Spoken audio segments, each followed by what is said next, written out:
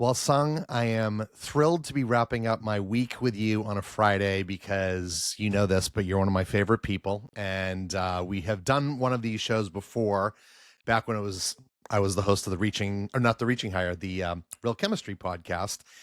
You also did one recently with Jim Weiss, who is our mutual friend. I think he's on your board, and he has his chairman podcast, or Get Real. We'll talk a little bit about that as we get in, but thank you for being here today. It's so good to see your face. Thank you for having me, Aaron. It's been a while, right? It's been a It minute. has. Well, I think we saw each other in January for the first time in person, which was cool. Oh, by the way, Fred Siegel, who is the guy that introduced us, he and I were chatting the other day. He said to give you a big virtual hug. So I'll put my arms around the computer and give you a virtual hug. But I think we both have much admiration for Fred, and he's a good guy. Absolutely. And I'm headed to LA soon, so I will take that virtual hug and take a real hug as well when I see him. Oh, that's awesome. Um, well, let's jump in because one of the things I want to start with, I know this and you know this, but some people who maybe don't know you as well may not realize that you are the former CEO of Stand Up to Cancer. You were many other things before this, and we'll get into some of those. And we'll talk about what you're doing currently because that's critically important. You are now at the CEO at FAIR, which is the Food Allergy Research and Education. I don't know, is there a foundation or anything that goes on the end of that, or it's Nope, just it's FAIR? Okay. just fair, Okay. right? But we are a nonprofit foundation. You are a nonprofit foundation. So let's talk about some of the amazing things that you did and built when you were at Stand Up to Cancer for the 11 plus years you were there. Absolutely. I was the first CEO of Stand Up to Cancer, and Stand Up to Cancer was created to really accelerate the groundbreaking cancer research that was supposed to get new therapies to patients quickly as possible to save lives now. And what we did was to bring together the best and the brightest in the cancer research community, facilitating collaboration, cooperation, and communication to really bring the best of the laboratory scientists, the clinicians, and galvanizing the entertainment community. Think about it, bringing Nobel laureates and Oscar winners together and bringing these intense groups so that we can amplify key messaging, getting as much funding as possible so that we could get the scientists to do what they do best, cancer research. Well, and you did an amazing job. And I went back and listened to our episode because I always like to sort of get those tidbits.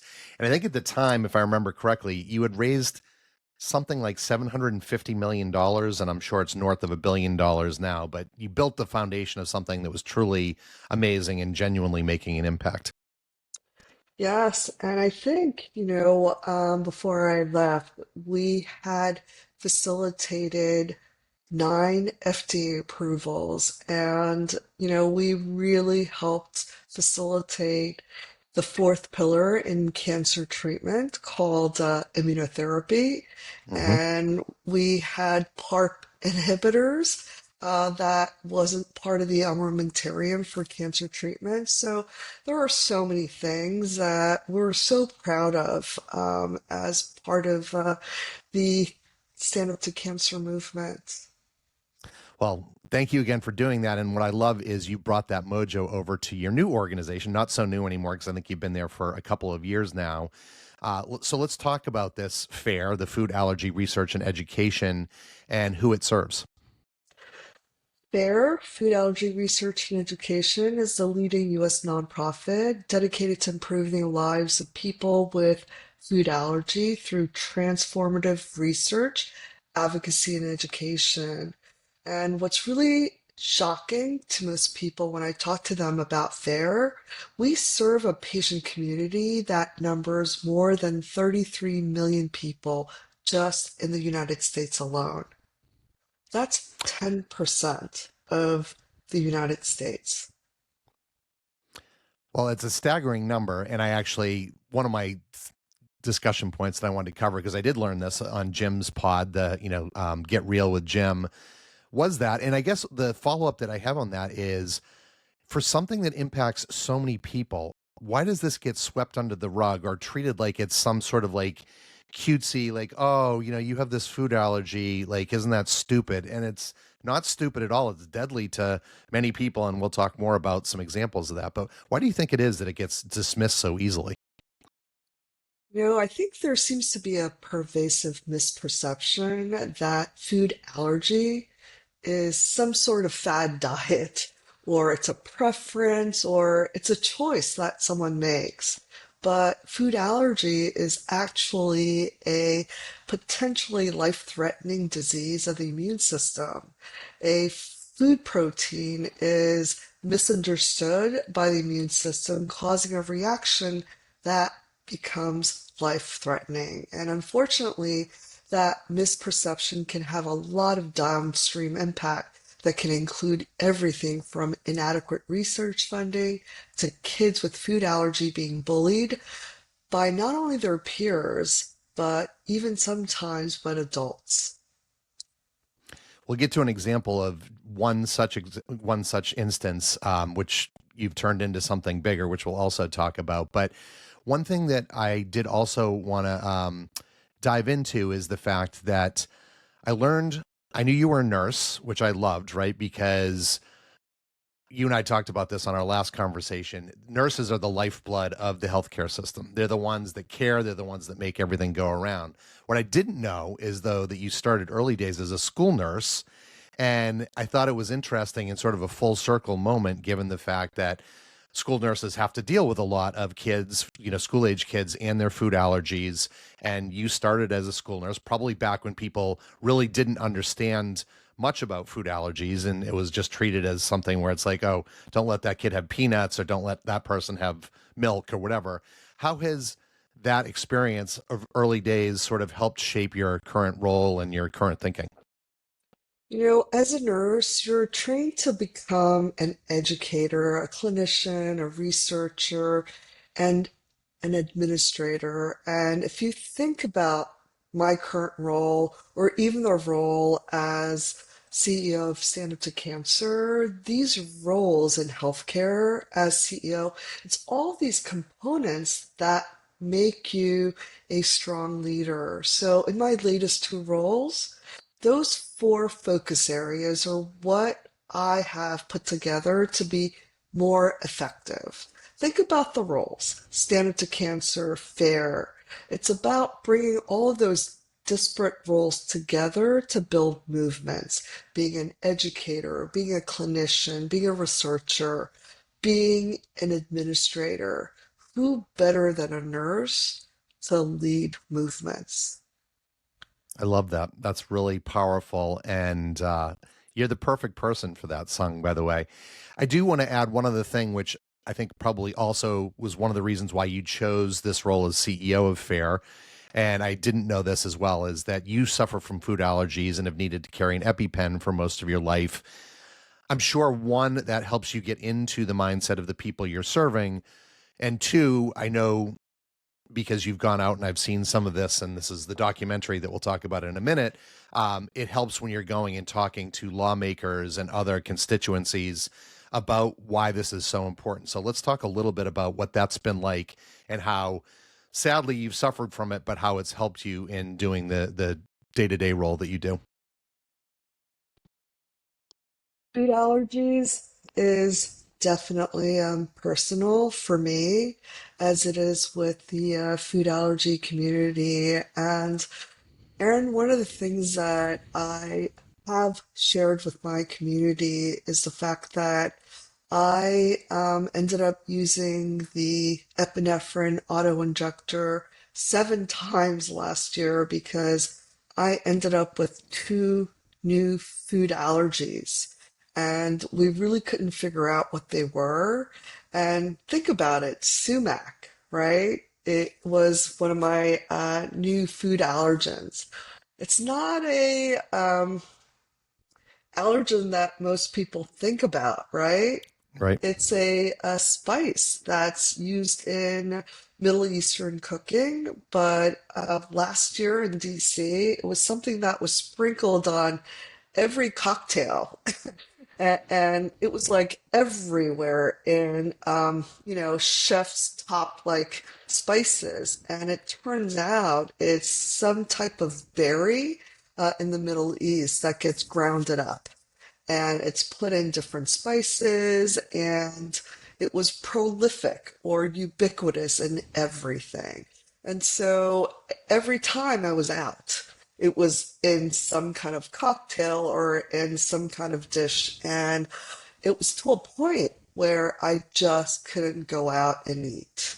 And until we figured out what it was. And so think about the fact that every bite that I took, it could have been my last. And having empathy, for our community is vital. And also understanding how you're treated when you go out. And having that understanding is key because me as an adult, getting bullied because of my food allergies or trying to explain why it's important that I know the ingredients. It's really,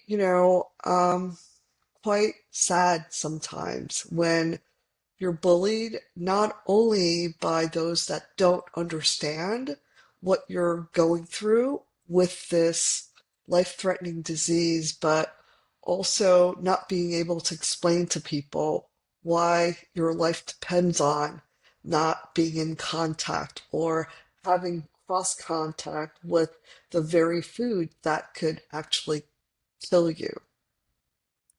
Well, first of all, I am empathetic to the fact that that happened to you. And I'm so sorry, my friend, that you had to have 7 injections. And I think you and Jim talked a little bit about this as well. I guess it makes sense because I know there are people that become more lactose intolerant as they go on in life, but there are these food allergies where you might have been allergic to nuts and not other things, but then you develop this allergic reaction, and or you have people putting this new sumac that they didn't put in, to food before, and it's kind of crazy that these things happen. But I think having the empathy and the understanding that these allergies can develop later in life. And even if you had been allergic to one thing, other things can crop up. And to your point, it's like mental health. I've had 3 children that have both been dramatically affected by mental health issues. And, people want to sort of diminish it. They want to act like, oh, like they should just pull themselves up by the bootstraps, or, oh, the pandemic made everyone anxious. It's like it did, but this is a clinical diagnosis. And so just like someone that had cancer or diabetes, you don't pat them on the head and say, pull yourself up by the bootstraps. You're like, oh my gosh, I can't believe you're suffering through this. And so hopefully, if we can change a few hearts and minds with this interview and give people that sense of empathy and understanding, because to your point about educating, I think understanding and empathy do come with knowing more and understanding the situation more. I agree with that, Aaron. And if anyone has seen someone go into anaphylactic shock, I think that there would be more sympathy and empathy. And the entertainment industry hasn't done a fair job of showing what that looks like in real life because cartoons and some of the comedies have made light of the fact of individuals going through an anaphylactic reaction, right? And so it has been the pun or the punchline of a joke. So I have an idea for you. And I Yes. know you're connected to a lot of like well-heeled famous people. And I don't know if Noah Wiley is one of them, or the showrunners for um, The Pit. I don't know if you've Mm, watched that, but how about in season 2, if it's not too late, if it is, then season 3, you make the suggestion that they demonstrate what it is like to see someone going through anaphylactic shock and the horror of what that means, and that it is not funny, and that it's not, it is life threatening. And so anyway, there's an idea that we can bring to the table. I love it, Aaron. Well, let's make it happen. LFG. Let Let's go. LFG. All right. So one of the things I do want to talk about, because I hinted at this before, is there was an instance in my old stomping grounds, Austin, Texas, Early in 2024, there was a Lake Travis high school football player with a deadly peanut allergy, and he was bullied by some teammates in a way that is sort of unfathomable to me, but I won't steal that. Can you give us a quick recap of the story, and then we'll talk how that led to the documentary, the making of this documentary? Yes, and I think the word unfathomable is the right word. It's a young high school student, Carter Manning, who told his football mates that he couldn't go to a certain restaurant after a football game because there were peanuts everywhere at this restaurant, and he thought it was not a good idea to go to this restaurant for a celebration because he was allergic to peanuts. And one of the teammates asked, if you came in contact with a peanut, would it kill you? He said, yes, it could kill him. And then, the next moment, these kids decided to stuff his football locker with peanuts. And he didn't realize it until he put his uniform on and he started breaking out. And he did his best to, wash himself off, but he was already developing hives. He had to get a whole set of new uniforms in order to play in the game. I mean, you know, kids are assholes in general. Sorry, pardon my French, but like I just can't believe I can believe sadly that someone would do that. This did lead to the development. You and I talked about this last year where we were trying to get a panel at South by Southwest that we almost pulled off. I know that we would still like to do something in the future, but you did end up creating a documentary based on this story. It's called Worlds Unaware When Every Bite Matters. Jamie on your team gave me a sneak peek, and so I highly recommend that everyone watches it.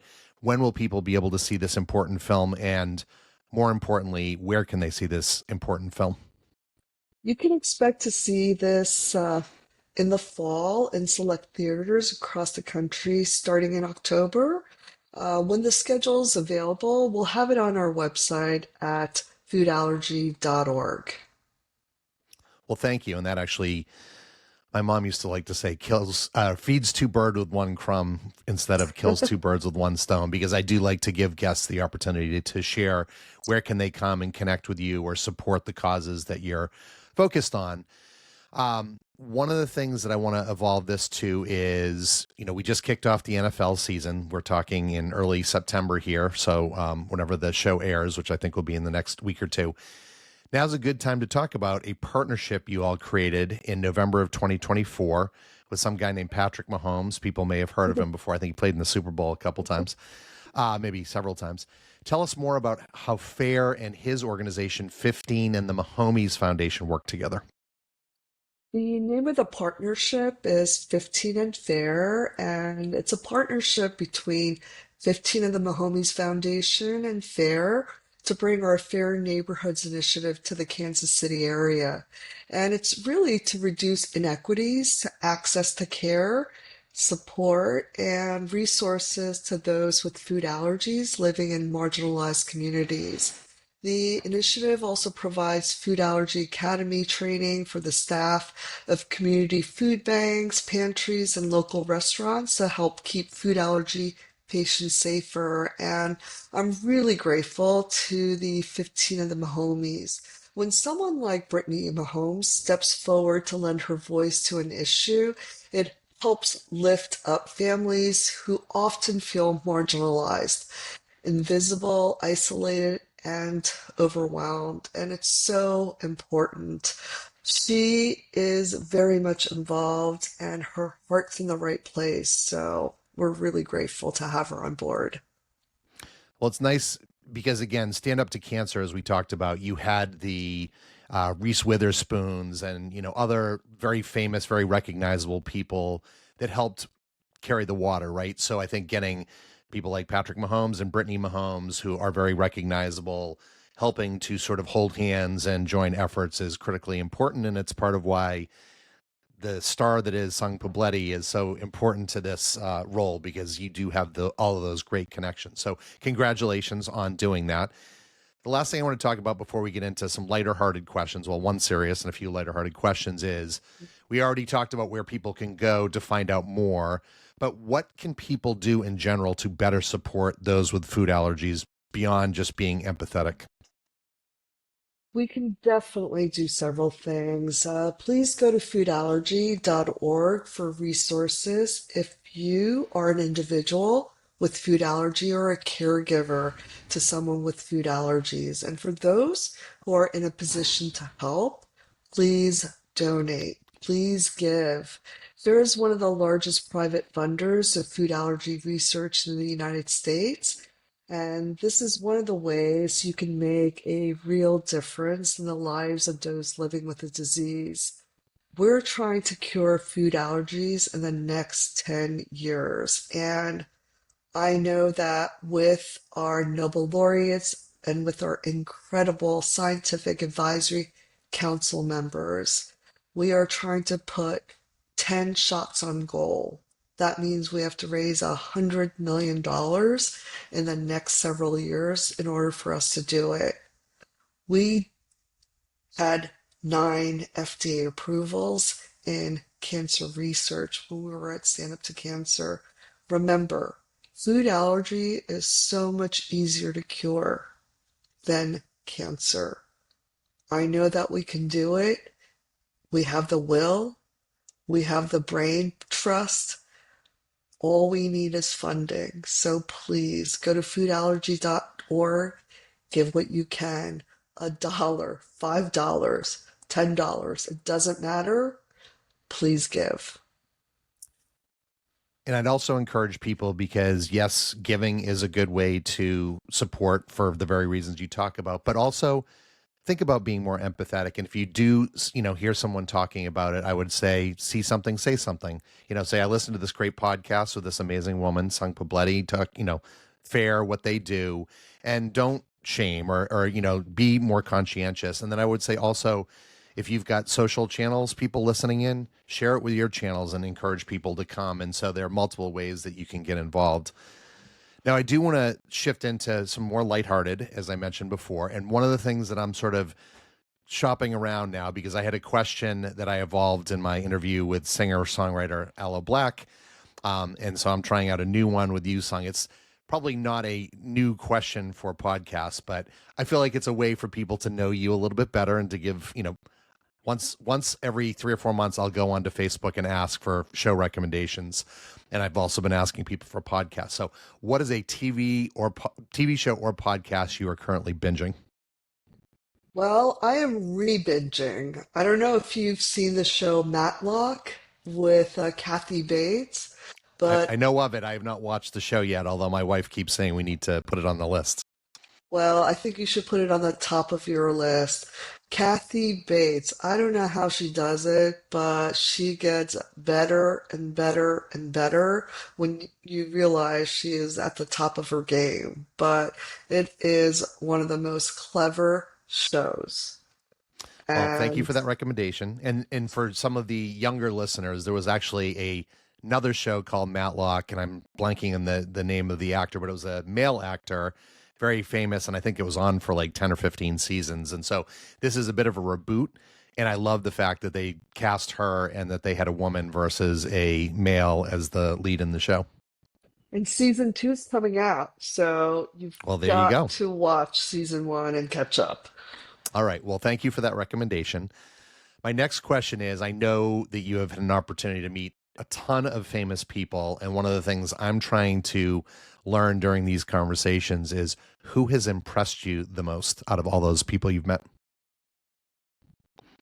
By far, it has to be Nobel laureate Dr. Phil Sharp. I love it. And tell us a little bit more why. Why did he impress you so much? Not only because he took me on as a mentee about 18 years ago, and you have to understand, this man is brilliant, and we literally had nothing in common. He's brilliant. I am not. He is Mm, a molecular biologist. I'm more of a clinician. but he took that challenge on, and he's still, mentoring me. When I left Stand Up to join FAIR, he knew that I was joining FAIR because I really wanted to save myself in this fight against food allergies. And he also retired from Stand Up and joined FAIR as a advisor to FAIR. And even though he is semi-retired, he is still with me through all of this and continues to advise me. And I have never met a wiser individual. And he has a way of always making me feel okay. Well, praise to Phil, and I need to meet him at some point in time. And I think you sell yourself a little short. It's like we all have our superpowers, Sung, and so maybe neither you or I are going to um, cure cancer or solve food allergies with our own smarts, but it's that ability to connect with people and an ability to drive things forward and an ability to sort of take all the mojo you got from Stand Up to Cancer to Fair. So you're one of the beautiful things about you is you are so humble and you are an amazing person. And so thank you for sharing that story. I really appreciate that. I like to also know, there's the positive, there's also the negative or the not so, exciting. So tell us about one of your biggest regrets. I've got to be very honest with you. I don't really, have the normal regrets. I'll tell you, there was a moment with Phil where I thought I really disappointed him. Mm. And I remember I was very upset because he asked me to talk to one of his former postdocs. And I was trying to work on this incredibly important deal. We were trying to close $10 million dollars for a research project that we wanted to fund. And, this was a really critical juncture because we wanted to fund an immunotherapy project. It was about life or death for us because Phil would always remind us 1,600 patients are dying every single day, Sung. We have to, you know, get this funding so that we could find treatments. We need to do this. And I remember calling him and I was in tears and saying, Phil, I'm so sorry. I disappointed you. I couldn't close this deal. You know, I know this is your postdoc, but he said no. And this is one of the moments where you're not only disappointing all of these cancer patients that are dying, but I'm disappointing my mentor. And Phil said to me, Sung, no is another opportunity for a yes. And in that moment, he just took all of that grief and just did a 180 and made me realize, you know what? He's right. I need to go back in there and fight and turn that situation around. And it took me about 2.5 years, but I did go back and got a yes. And I did end up getting that donation. So, Well, yeah, kudos to you and kudos to him. And that's a great piece of wisdom. I think you and Jim mentioned that on his show, and he's a big believer in no being another opportunity for yes. So we just turned a positive or negative into a positive, right? I love that.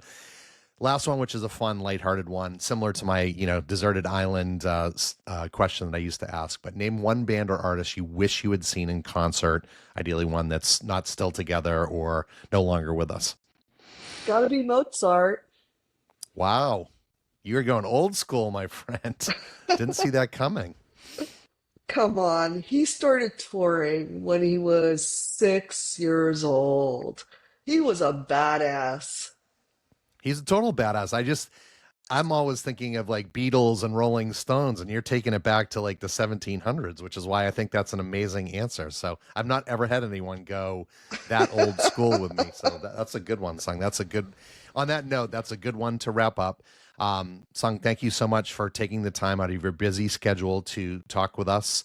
Thank you for all the good that you're doing, and we really appreciate, the fact that you are helping to make the world a better place in everything that you do every day.